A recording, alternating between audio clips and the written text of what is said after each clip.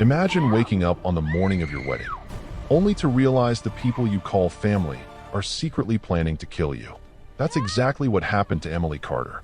Emily was a quiet, kind girl from a small mountain town in Montana. Her mom had died when she was young, and ever since then, life had been difficult. Her father remarried a woman named Linda, and Linda came with a daughter of her own, Brittany. From the outside, they looked like a normal family. But inside the house, things were very different. Still, on this particular morning, Emily had every reason to feel happy. It was her wedding day. The town was supposed to wake up to music, laughter, and celebration. Friends and neighbors were getting ready to attend the ceremony. The decorations were already set up at the local chapel. But long before the sun even thought about rising, someone was already standing over Emily's bed. "Emily, wake up." The voice was soft, too soft. Emily slowly opened her eyes. Her small bedroom was still dark. Pale moonlight slipped through the window and painted faint silver lines across the wooden walls. Standing beside her bed was her stepmother, Linda. Linda was smiling, but something about that smile felt wrong. "I have a surprise for you," Linda said gently. Emily blinked in confusion. "A surprise?" she asked, sitting up quickly. "For me? Today?" Linda nodded and stretched out her hand. "Yes, sweetheart. Sweetheart." Emily almost never heard Linda call her that. But today was special, right? It was her wedding day. Maybe Linda was finally trying to be kind. Without thinking too much about it, Emily slipped out of bed and followed her. The air outside was cold and still. The entire town was asleep. Streetlights glowed faintly along the empty road, and the sky was still dark blue, hours away from sunrise. That's when Emily noticed Brittany standing near the driveway. Her stepsister forced a smile, but her eyes looked nervous. "Come on," Linda said again. "We want to show you something." The three of them started walking down the narrow dirt path behind the house. Linda held Emily's hand. Tightly, too tightly. The town was completely silent. No cars, no voices, just the distant sound of wind moving through the pine trees. At first, Emily felt excited. But as they kept walking farther and farther away from the house, something began to feel wrong. They weren't heading toward the chapel. They weren't heading toward town. Instead, they were walking toward the old cliffs outside the valley, a dangerous place overlooking a deep canyon. Emily's happiness slowly faded. Where are we going?" she asked quietly. "Don't worry," Linda replied without looking at her. "You'll see soon." Her voice had changed. The warmth was gone. They kept walking until they reached the edge of the cliff. Below them, the canyon dropped hundreds of feet. At the bottom, a raging river smashed violently against the rocks. Emily's stomach twisted. "Why are we here?" she whispered. Linda finally turned to face her. And in that moment, Emily realized something terrifying. Linda wasn't pretending anymore. Her eyes were cold. "This," Linda said slowly, "is where your surprise is." Emily's legs suddenly felt weak. "Linda, I don't understand," she said nervously. Linda stepped closer. "So you really think you deserve that wedding?" she sneered. Emily's heart began pounding. Before she could say another word, Linda shoved her hard. Everything happened in seconds. Emily lost her balance and slipped on the loose gravel. The ground vanished beneath her feet. She tumbled down the rocky slope, scraping her arms and legs against sharp stones. Then suddenly, her hand caught onto something, a thick tree root sticking out of the cliff. Her body swung violently over the canyon. Below her, the river roared like thunder. "Help!" Emily screamed. Her arms burned as she clung to the root with everything she had. "Please, Linda, Brittany, help me." But when she looked up, they were standing at the edge of the cliff, laughing. "You really thought you were getting married today?" Linda mocked. "You're not becoming a bride," Brittany added coldly. "You're disappearing." Emily's eyes filled with tears. "I don't want to die," she cried. "Please." Her hands were slipping. The root started cracking. And then Brittany slowly leaned over the edge. Emily looked up at her desperately. "Brittany, please." But Brittany's face showed no emotion. Instead, she grabbed a bottle of water and poured it directly onto Emily's hands. The wood instantly became slick. "No, no, no." Emily's fingers slid. Her nails scraped against the bark. And suddenly, her grip gave out. Emily's scream echoed across the canyon as she fell toward the raging river below. For a moment, there was nothing but the violent crash of water against the rocks. Then the river exploded into chaos. Huge waves slammed against the canyon walls. The current twisted wildly, as if something heavy had fallen into it. Foam sprayed high into the air. Then, silence. Linda and Brittany stood at the edge of the cliff, staring down. They couldn't see Emily anymore. Only the furious river swirling far below. Linda slowly straightened her back and brushed the dirt from her hands as if she had just finished an unpleasant chore. Then she turned toward Brittany. "Listen to me carefully," she said in a cold, quiet voice. "Never tell anyone what happened here." Brittany swallowed hard. "I won't, Mom," she whispered. Without another word, they turned and walked away from the canyon. They left the roaring river behind. They left Emily's scream behind. They left Emily behind. Neither of them looked back.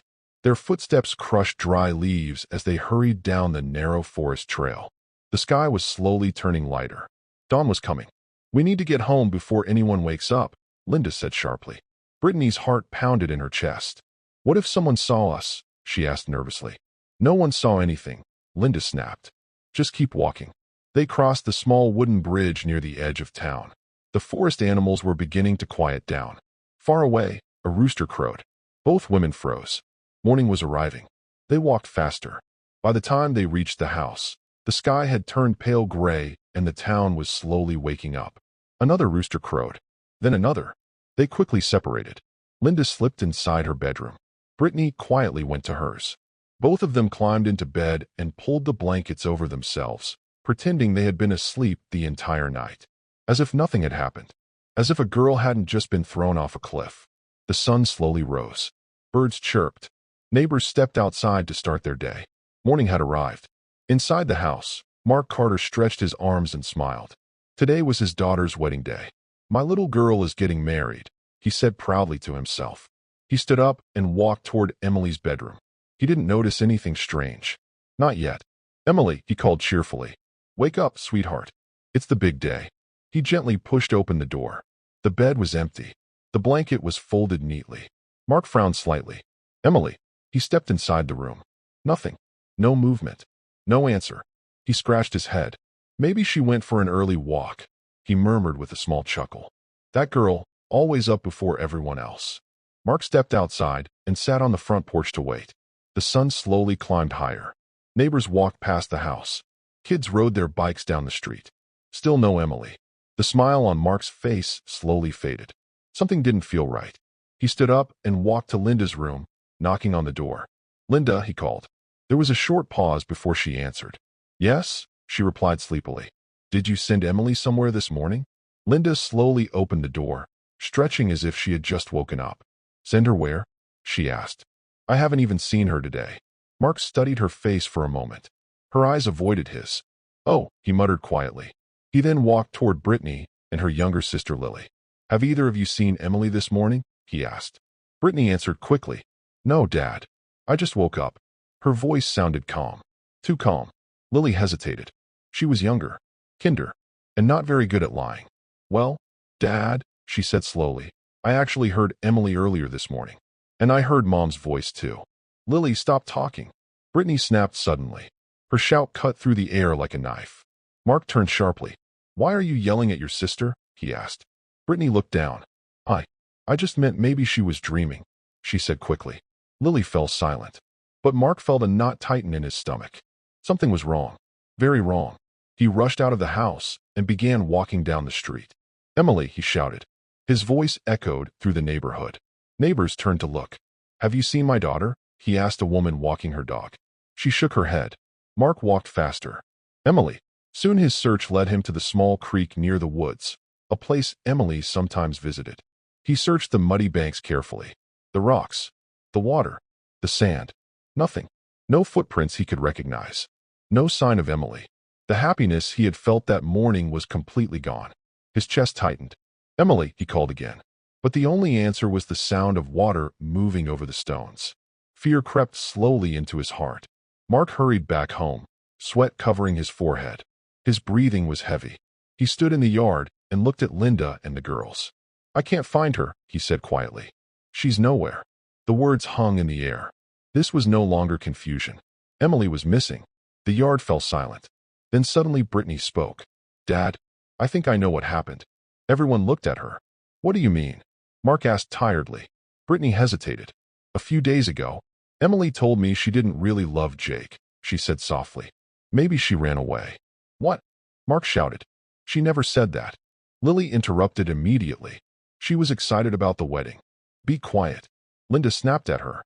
Lily froze. Her hands began to tremble. Linda suddenly started crying loudly. Why would Emily embarrass us like this? She wailed. Running away on her wedding day of all days. What are we going to tell Jake's family? They'll be here soon. Mark lowered his head, overwhelmed. Then, a distant sound rolled through the quiet street. A deep, smooth engine. Then another. Heads turned. Neighbors stepped out of their houses. Phones appeared in people's hands. Down the road, sunlight flashed off polished chrome. And then everyone saw them. 3 Rolls-Royce Phantoms, long and gleaming like moving mirrors, glided slowly down the quiet suburban street. Their black paint reflected the morning sun like liquid glass. The spirit of ecstasy ornaments on the hoods shimmered. Behind them followed a convoy of luxury security vehicles. Neighbors gasped. Are those Rolls-Royces? Someone whispered. They must be worth millions, another said. The car stopped in front of the Carter house. Uniformed chauffeur stepped out first, opening the rear doors with quiet precision. Then he emerged. Jake Kingston. Tall, calm, impossibly well-dressed in a charcoal suit that looked like it had been tailored by royalty. He carried himself with effortless authority, the quiet confidence of a man used to controlling boardrooms worth billions. But his eyes softened when he looked toward the house. Today he was not a billionaire. Today he was a groom. Linda's panic lasted only a moment before she forced a wide smile. Quick, she whispered to Brittany. Get into the dress. Inside the house, chaos exploded. The wedding gown meant for Emily was hurriedly pulled onto Brittany. The veil, the jewelry, the white heels. Her hands trembled as she looked at herself in the mirror. For a moment, she smiled. This was supposed to be Emily's day. Now it was hers. Outside, Jake waited patiently. He had not seen Emily since childhood. Years had passed. People changed. Still, something about today felt strangely quiet. Linda opened the door dramatically. Welcome, Mr. Kingston, she said brightly. Jake smiled politely. Please call me Jake. His eyes moved past her, searching, looking for the woman he had come to marry. Then Brittany appeared at the top of the staircase, in Emily's wedding dress, her face hidden behind the veil. Jake studied her for a moment. She looked different from the girl he remembered, but time changed people. He stepped forward gently. Emily, he said softly. Brittany nodded. The ceremony began shortly afterward in the garden. It was elegant but private, just as Jake preferred. A billionaire's wedding didn't need crowds. The officiant spoke. The rings were exchanged. Jake lifted the veil. For a split second his eyes narrowed. Something felt unfamiliar. But Brittany quickly smiled and leaned forward. And the moment passed. I do, Jake said. I do, Brittany replied. And just like that, the lie became a marriage. Later that afternoon, Brittany left the Carter house inside a Rolls-Royce worth more than the entire neighborhood. Linda waved proudly. My daughter, she whispered. But Lily stood far behind them, tears running silently down her cheeks. Something about today felt terribly wrong. And somewhere far away, the river below the canyon continued flowing, unaware that it had not finished telling its story. The Kingston estate sat high above the city, surrounded by acres of private land. Iron gates opened automatically as the Rolls-Royce entered. Brittany's eyes widened. A massive modern mansion stretched across the hillside like a palace made of glass and stone. Fountains danced in the front courtyard. Luxury cars lined the driveway. Uniformed staff stood waiting at the entrance. Brittany stepped out of the car. A housemaid approached politely. Welcome home, Mrs. Kingston. Brittany barely acknowledged her. Take the bags, she said sharply. The maid blinked, surprised by the tone. Jake noticed. His brow furrowed slightly. Inside the mansion, Brittany walked through the marble halls with open greed in her eyes. This house is enormous, she said. Jake smiled faintly. You used to say you preferred the little lake cabin when we were kids. Brittany froze. Of course, she said quickly. But Jake noticed the hesitation. That night during dinner, another moment happened. Jake leaned back slightly, smiling at the memory. Do you remember when we were 8, he said softly, and you pushed me into the river because I stole your fishing bait? Brittany laughed awkwardly. Oh yeah, that. Jake waited. Emily would have laughed and teased him. Instead, Brittany shrugged. You were annoying. Jake slowly lowered his glass. A strange feeling settled in his chest. The woman sitting across from him didn't feel like Emily, not even a little. Days passed. The feeling only grew stronger. And one morning, unable to shake the unease in his heart, Jake drove alone to the place where he and Emily used to go as children, a quiet bend in the river deep in the woods. He sat beside the water. The sound of the river calmed his mind. Then something caught his eye. Downstream, something pale, lying against the riverbank. Jake stood slowly and walked closer. His heart began to pound, because what he saw lying there was a woman, motionless, covered in bruises, her clothes torn, her skin pale from the cold water. Jake knelt beside her. Then suddenly, her chest moved. A faint breath. "Hey," he said urgently. "Stay with me." He quickly lifted her into his arms. Mud and water soaked his suit, but he didn't care. He rushed her to the car. The engine roared to life, and within minutes, Jake Kingston was racing toward the hospital, completely unaware that the woman he was trying to save was the real Emily. The hospital doors burst open as Jake rushed inside, carrying the unconscious woman in his arms. "Help!" he shouted. "Someone help her!" Two nurses immediately ran forward with a stretcher. "What happened?" one of them asked quickly. "I found her by the river," Jake said, breathless. She was barely breathing. The nurses carefully transferred the woman onto the stretcher. A doctor hurried over. "Pulse weak," one nurse said. "Body temperature low," another added. "Possible internal injuries," the doctor muttered. "Get her into trauma room 3. The stretcher rolled away at full speed. Jake stood frozen in the hallway, his heart pounding as the doors swung shut behind them. For the first time since finding her, he finally saw her face clearly. Bruised, pale, beautiful in a fragile, heartbreaking way.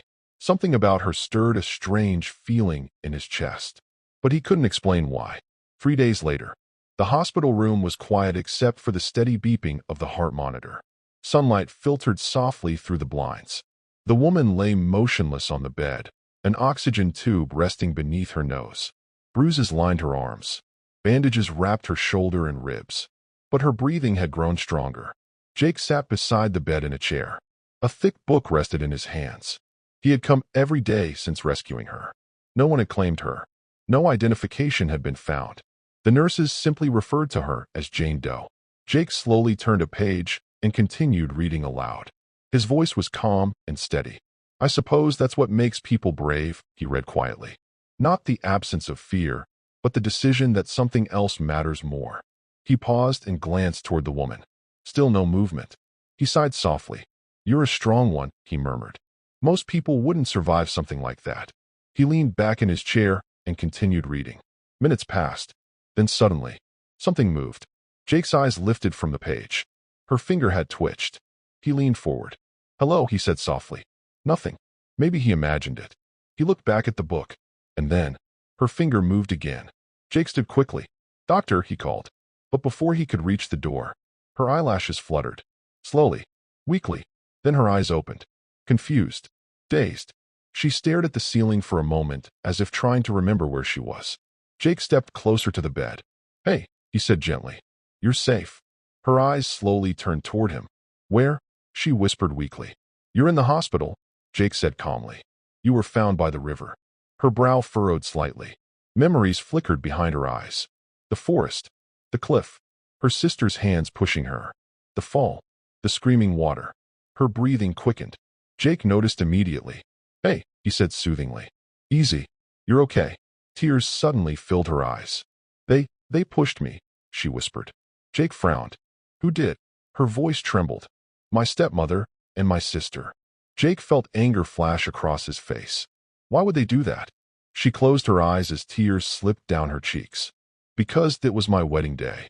Jake's heart skipped, but he stayed silent. She continued speaking slowly, her voice weak but filled with pain. "My sister wanted my life," she said.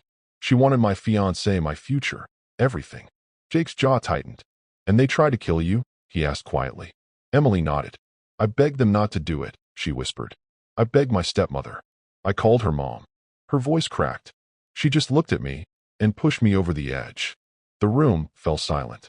Jake looked away for a moment. His hands slowly clenched.